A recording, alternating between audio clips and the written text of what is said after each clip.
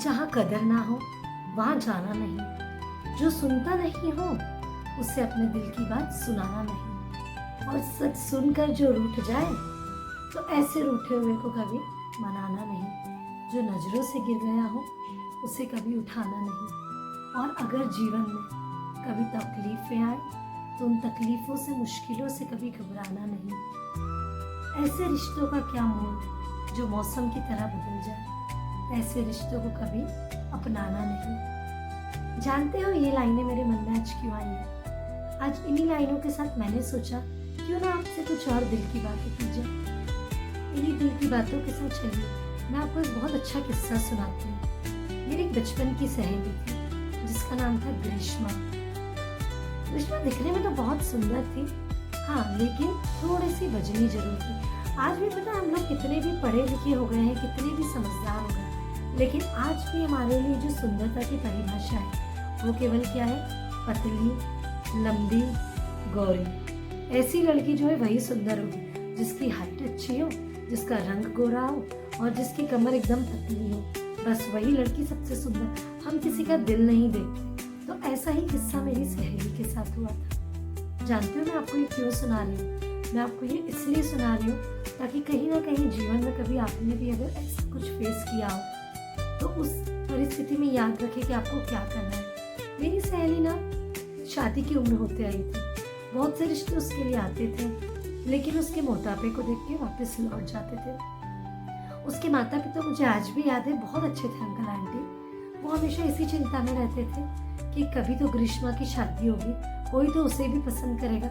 लेकिन ग्रीष्मा इंजीनियर थी, उसे इन चीज़ों की कोई चिंता, कोई परवाह नहीं थी। वो अपने आप में जैसी थी बहुत खुश थी। अब अचानक एक दिन, शायद मुझे याद है कि जून महीने की बात रही होगी, उसके लिए एक रिश्ता आया और वो रिश्ता था राहुल जी का। जब रिश्ता आया तो उसकी मम्मी ने उससे फिर कहा, ग्रीष्मा तैयार हो जाना बेटा, अपने आप अच्छा थोड़ा सुंदर सा सूट पहन लेना, आज लड़के वाले आने वाले हैं।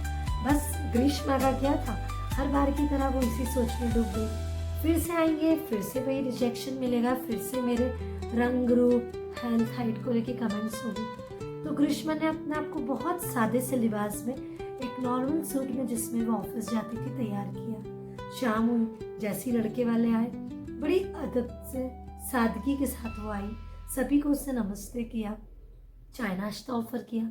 और उसके बाद में कुछ देर बाद जब राहुल जी और ग्रीष्मा को अकेले में बात करने का वक्त दिया गया तो सबसे पहला सवाल जो राहुल जी के मन में था वो, मतलब एक, हमने कभी सोचा नहीं था कि ऐसा कोई सवाल भी कोई पूछ सकता है, लेकिन वो सवाल बहुत हटके था। और मुझे जब मेरी सहेली ने वो बताया कि उससे ये सवाल पूछा गया तो मुझे सुन के बहुत अजीब भी लगा, लेकिन बहुत अच्छा भी लगा।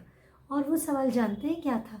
वो सवाल सिर्फ ये था कि राहुल जी ने उससे पूछा, तुम्हें खाने में सबसे ज़्यादा क्या पसंद है, और जो तुम्हें पसंद है क्या तुम वो बना सकती हो? उसका जवाब था, बिल्कुल, मुझे चाइनीज़ खाना बहुत पसंद है, मैं बना भी सकती हूँ। लेकिन इस पर राहुल जी का सवाल था, बनाना क्यों, हम बाहर जाके भी तो खा सकते हैं ना। तो क्या तुम मेरे साथ अपनी फेवरेट डिश शेयर करना चाहोगी आगे फ्यूचर में भी? जब राहुल जी के द्वारा ये कमेंट की गई तो ग्रीष्मा एक पल के लिए बड़ी शॉक्ड हो गई। कन्फ्यूजन के साथ उसने राहुल जी से पूछा कि क्या आपको ये रिश्ता मंजूर है? तो राहुल जी बोले, क्यों, आप में कोई कमी है?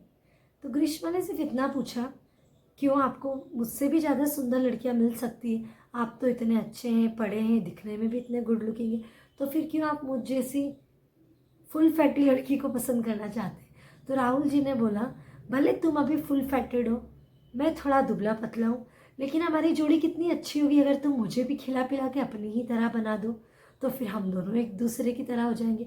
तुम्हें मेरी तरह बनने की ज़रूरत नहीं है, मैं तुम्हारी तरह बनना चाहूँगा। बस क्या था, ये चंद मिनटों की मुलाकात कई सालों की मुलाकात में बदल गई, और आज तो उनका रिश्ता इतना मजबूती से है कि वो दोनों जहाँ एक प्लेट चाइनीज़ शेयर करने के साथ साथ बुढ़ापे में एक दूसरे का चश्मा और डंडी भी साथ में शेयर करना चाहते हैं। इसी सोच के साथ मुझे एक ख्याल आता है कि हाँ, रिश्ता ऐसा ही होना चाहिए जहाँ रंग रूप शरीर की बनावट कोई मायने ना रखती हो, मायने रखता हो तो सिर्फ आपस का प्यार, एक दूसरे को लेके समझ, हाँ, कौन कितना समझदार है ये चीज़ मायने रखती है, ना कि ये मायने रखे कि तुम दिखती कैसी हो, आज तुमने ये कलर के कपड़े क्यों पहने, ये तुम पे बिल्कुल नहीं फब रहा है। तुम चलती कैसी हो, तुम मेरे आगे कुछ भी नहीं दिखती हो। शायद मैंने तुमसे शादी करके गलती कर दी, मुझे तुम जैसी और भी कहीं मिल सकती थी। जहाँ ये सब बातें जिस रिश्ते में आने लगती है, वो रिश्ता नहीं रह जाता, वो केवल एक सौदा बन के रह जाता है। तो मेरा आप सभी से यही कहना है कि रिश्ता बनाइए, सौदा मत कीजिए। सौदे करने के लिए तो पूरी उम्र पड़ी है, लेकिन रिश्ते निभाने के लिए शायद सांसें भी कम पड़ जाए। तो इसी के साथ मैं आपकी फ्रेंड, आपकी host women bye Nikita Khandelwal, मैं उम्मीद करती हूँ कि आपको मेरी कहानी पसंद आई होगी। तो प्लीज़ अगर पसंद आई हो तो मेरे चैनल को लाइक करिए, शेयर करिए, सब्सक्राइब करिए, और इसी तरह नए नई कहानी, नई नई बातों के साथ हम तुम एक दूसरे से फिर मिलते रहेंगे। जय श्री कृष्णा, धन्यवाद।